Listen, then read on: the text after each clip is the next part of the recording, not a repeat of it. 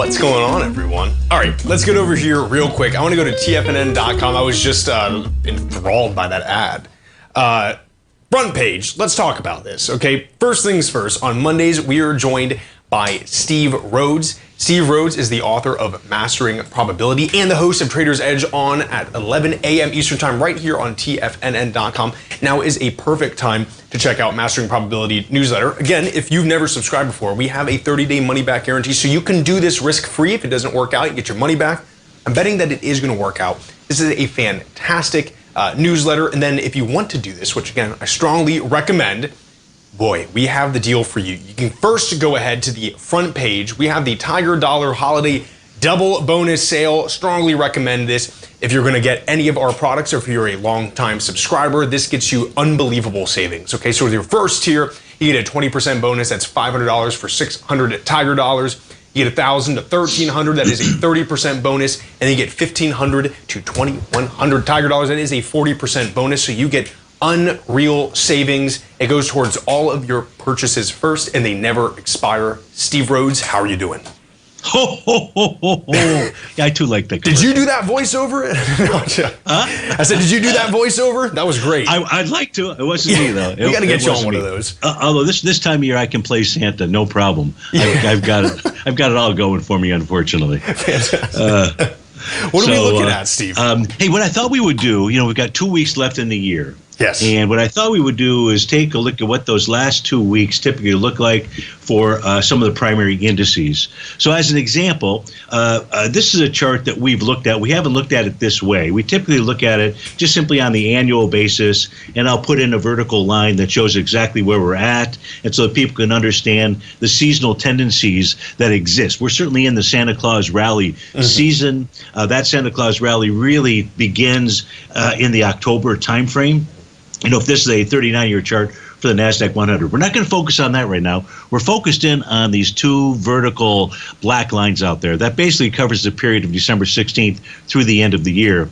It shows us also a number of different trades that have taken place. If you took these trades, what they would return for you. But what the most important thing to understand is from this point forward into the end of the year, based on the average over the last 39 years, we're in a very favorable time period. Okay, so that's what the seasonal pattern shows us. If we go take a look at the top 8 stocks, that top 8 weighted stocks, I should say, for the NASDAQ 100, they're right in front of us and in this order here. Today, Apple, if it closes above 250.80, and I'm not sure where it's trading right now, but if it does close above 250.80, it will negate a TD9 count topping pattern. It will not have another top and is going to add to the suggestion of rallying into the end of the year. What happens if price closes below that? Well, then the top is still in place. You continue to watch the 250.80. The top is a TD9 count top. NVIDIA, if NVIDIA closes today below 131.80, it's going to generate an A to B equals CD pattern to the downside. So the number one weighted stock is suggesting it may be breaking out and continue to move higher. NVIDIA is suggesting that it wants to move lower with an initial price target. The A to B equals CD, the initial 1-to-1 would get us down to about 125.45. If we look at Microsoft, Microsoft is just a consolidation with inside its profile. It does not have any kind of a topping pattern out here, and it's just a consolidation up at these highs. Amazon is in a full-out bullish breakout mode. What I mean by that is trading above all profile levels, all oscillator and change line levels out there. It's just in a full breakout mode with no topping signal that I see at this moment in time and place. So that looks like it wants that higher. Meta is just consolidating with inside its profile levels out there with no topping signal. Broadcom negated. It formed a TD9 count top on Friday. Negated in 1 day. What that tells us, Jacob, is this is a strong upward momentum move inside of Broadcom. Well, Tesla's doing the same thing.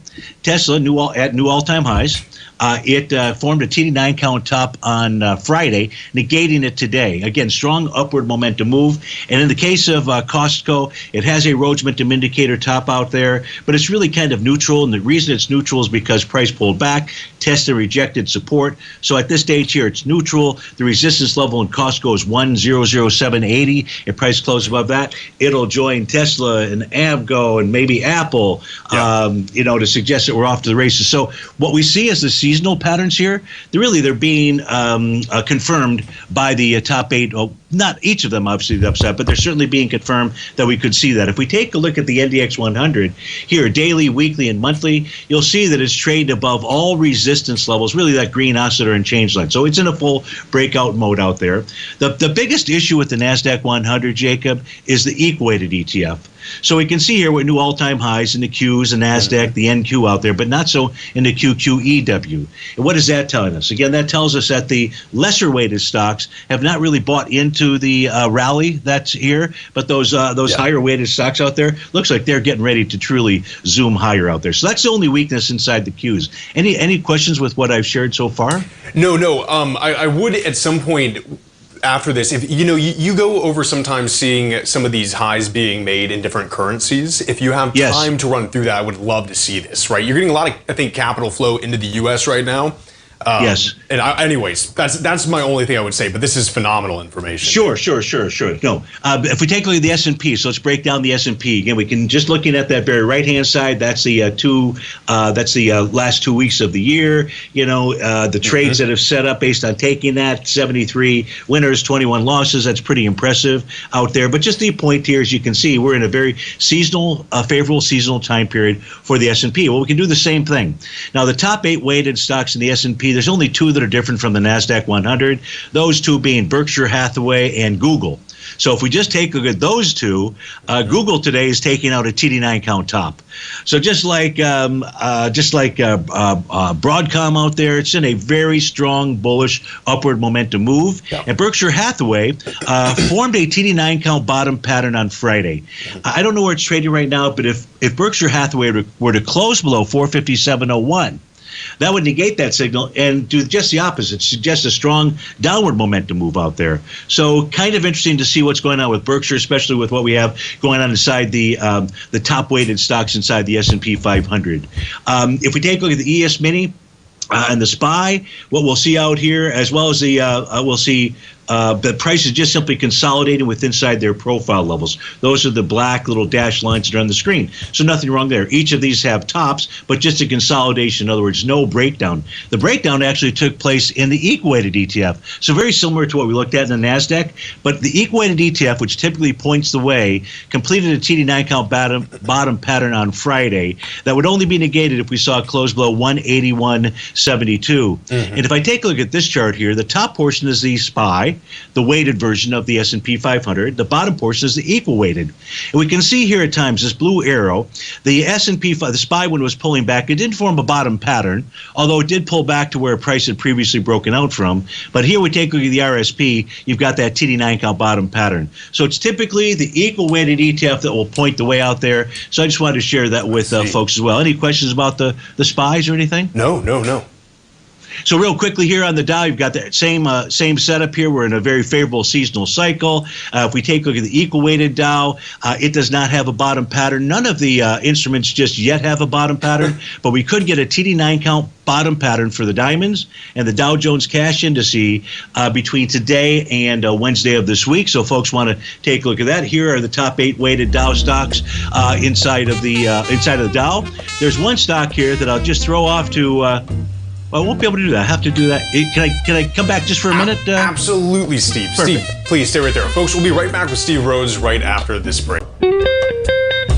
Welcome back, everybody. This is Jacob Shoup. You're watching the Tom O'Brien Show. We are joined right now by the host of the Mastering Probability newsletter, Steve Rhodes. The author. And, of course, he is also the host of the Trader's Edge Show on at 11 a.m. Eastern Time right here on Tiger Financial News Network. Steve, before we went to the break, we're looking at the top 8 weighted Dow stocks. Taking a look if we're seeing any top. We thought we were. When I part of my opening for my show, and I do believe this, is that everything in life happens for us, not to us. And that was really a perfect example because we're right at the break, and when I looked at the chart, I realized that I had the wrong set of 8 instruments inside there. So it was really perfect out here. Now we do have the top 8 instruments, weighted instruments inside the Dow. They represent just under 50% of the indice of the 30 stocks out there.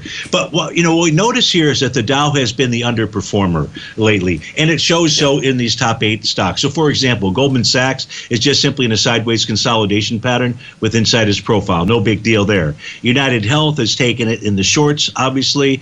Not obviously, but it has. It is forming bar number 8 of a TD9 count pattern today. United Health could bottom between today and Wednesday. Microsoft, we've already reviewed. Home Depot, we haven't. Home Depot is trading below profile support.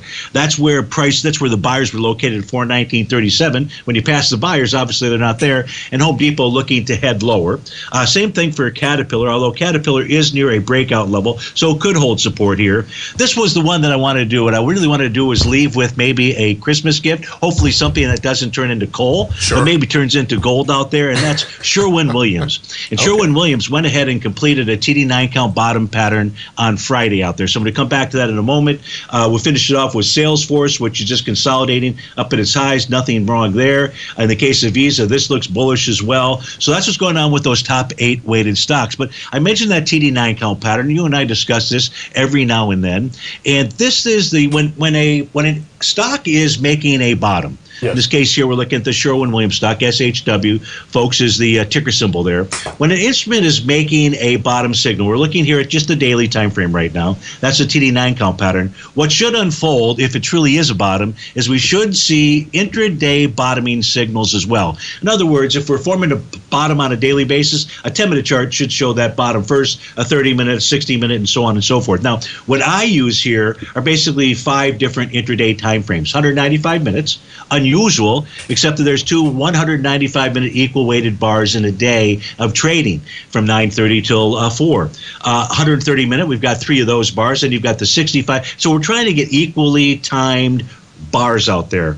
And then we got Sherwin-Williams, so everyone has a 30-minute bar and then a 15-minute. Well, each of these have got nice bottoming patterns, or most of these, I should say, have nice bottoming patterns. So it's a suggestion that at least buyers are attempting to form a bottom. And what should take place, a typical move is up towards resistance, and it's usually this red-green line, the oscillator and change line. So right now, Sherwin-Williams is getting ready, it appears, to at least rally up towards that 378.61 level out here, 60 level. This is the actual trade setup. So I'm not asking people to take this trade. You do it at your own risk out there. But this is what I do for newsletter subscribers. Like this morning and on Friday, we took some trades out there, and it's really going through that process, that analysis, and then putting together the proper position size. And it's really all about how much you risk. In our case, we risk 1%. And when I say 1%, I'm referring to 1% of your trading capital. So for every $10,000, your risk would be $100.